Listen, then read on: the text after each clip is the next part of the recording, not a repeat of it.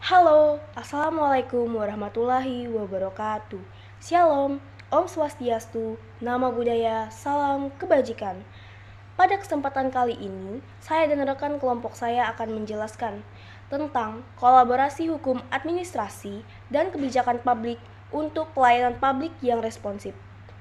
Video ini dibuat yaitu untuk memenuhi tugas akhir semester mata kuliah Hukum Administrasi Negara yang diampu oleh Ibu Intan Kumalasari Esos MPA. Baik, sebelum masuk ke pembahasan materi, izinkan saya untuk memperkenalkan diri dan nama rekan kelompok saya. Perkenalkan, nama saya Jessica Agustia dan rekan saya yaitu Angelia Selvi. Pelayanan publik merupakan salah satu indikator utama keberhasilan administrasi negara dalam menjalankan fungsi pemerintahannya.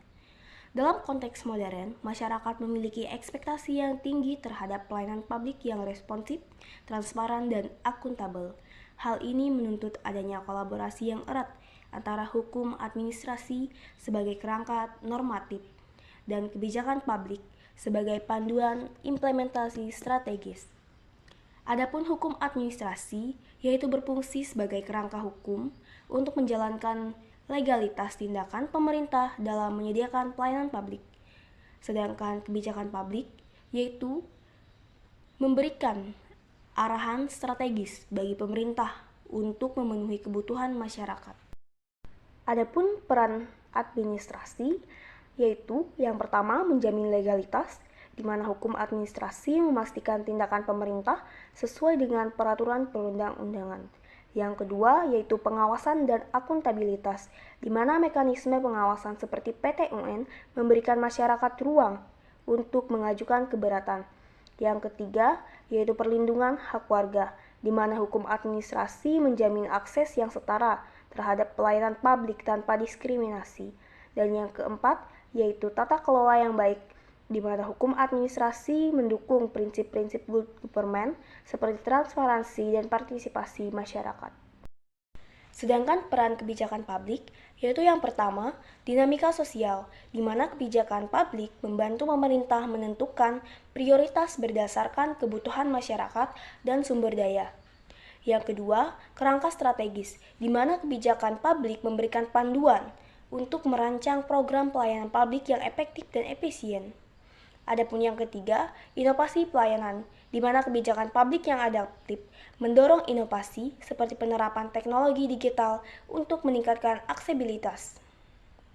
Dan yang keempat, dinamika sosial, di mana kebijakan publik harus mampu merespon perubahan kebutuhan masyarakat, baik lokal maupun global.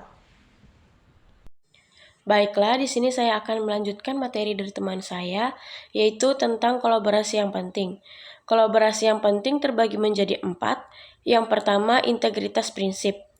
Hukum administrasi memberikan kepastian hukum, sedangkan kebijakan publik memberikan fleksibilitas. Yang kedua, penyelarasan regulasi. Hukum administrasi memastikan bahwa kebijakan publik dirancang untuk diimplementasikan sesuai aturan hukum. Dan yang ketiga, penguatan akuntabilitas. Kolaborasi ini meningkatkan akuntabilitas pemerintah melalui mekanisme evaluasi kebijakan. Dan yang terakhir, partisipasi masyarakat. Hukum administrasi dan kebijakan publik dapat bekerja sama untuk membuka ruang partisipasi masyarakat dalam penyusunan evaluasi kebijakan. Tantangan kolaborasi terbagi menjadi 4. Yang pertama itu keterbatasan koordinasi. Kurangnya koordinasi antar lembaga yang bertanggung jawab atas hukum administrasi dan kebijakan publik dapat menghambat kolaborasi. Yang kedua, birokrasi yang kaku. Struktur birokrasi yang terlalu kaku menghambat fleksibilitas kebijakan publik dalam merespon kebutuhan masyarakat. Dan yang ketiga, kendala regulasi. Regulasi yang tumpang tindih atau tidak sinkron dapat menimbulkan ketidakpastian hukum dalam pelaksanaan kebijakan publik. Dan yang keempat, kapasitas SDM. Pelaksanaan kebijakan seringkali kurangnya memahami aspek hukum administrasi, sehingga terjadinya kesalahan dalam implementasi kebijakan. Rekomendasi yang pertama itu koordinasi. membentuk mekanisme koordinasi yang efektif antar lembaga, pembuat kebijakan, dan lembaga pengawasan hukum administrasi. Yang kedua, penyederhanaan. Regulasi yang tumpang tindih harus disederhanakan. Yang ketiga, penguatan. Pelatihan bagi aparatur negara tentang aspek hukum, administrasi, dan kebijakan publik perlu diingatkan. Yang ketiga, pemanfaatan.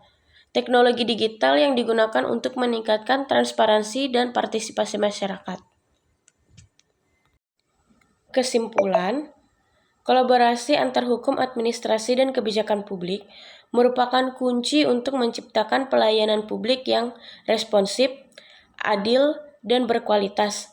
Tantangan dalam kolaborasi ini dapat diatasi melalui koordinasi yang lebih baik, penyederhanaan regulasi, dan penguatan kapasitas aparatur pemerintah.